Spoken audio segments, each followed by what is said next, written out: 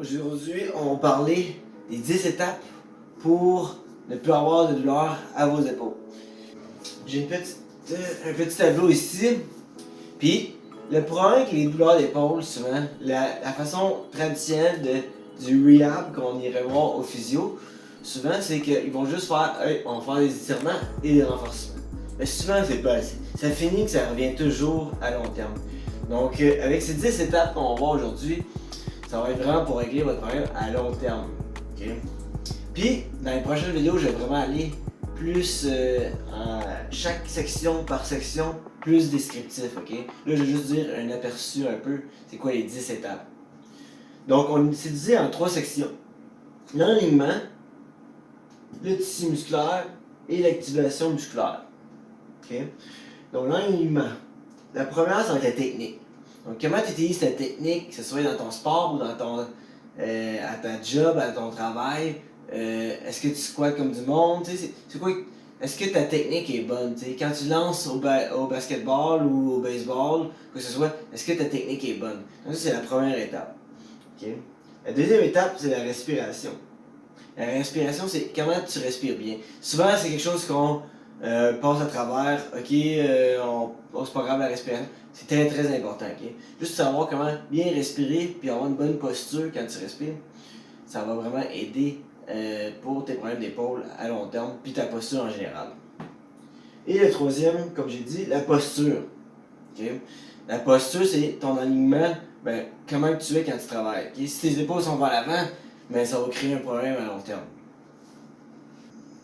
La quatrième étape qui est, là on rentre dans la section des tissus musculaires. Donc le premier c'est l'automassage. Donc on peut utiliser un rouleau ou une balle, c'est apprendre à s'automasser aux endroits qu'on a des douleurs. Okay? Je vais tout aller plus approfondi dans les prochaines vidéos, chaque étape. Le cinquième c'est la mobilité. Donc, la mobilité de ton articulation. Okay? Le sixième c'est les étirements.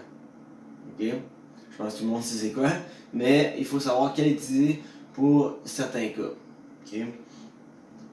Puis, le septième, c'est être suspendu. Donc, comme te tenir sur une barre de pull-up, n'importe quoi qui relâche ta colonne vertébrale et ton articulation en tenant sur une charge, mais en tenant sur une plateforme. Donc ça, on va aller encore plus en détail dans les prochaines vidéos. Et le huitième, qui est l'activation et endurance du muscle, qui est l'isométrie. L'isométrie, c'est quoi? C'est quand tu forces sans mouvement. Donc, c'est comme si je pousserais sur un mur, il n'y a pas de mouvement, mais il y a une force. Mes muscles sont utilisés. Donc, on va renforcer au niveau isométrique. Puis après ça, la neuvième étape, ça va être la stabilisation de la scapula. La scapula, c'est ton omoplate. Donc, est-ce que tes scapulas ils restent en bonne place quand tu forces?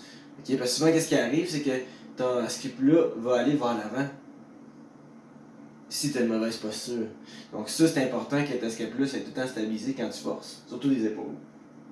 Et derrière, c'est renforcement de la coiffe des rotateurs. Okay? Ça, c'est le traditionnel. Gros, des gens savent quoi, mais quel exercice pour quel exercice? Pour quel problème, je veux dire.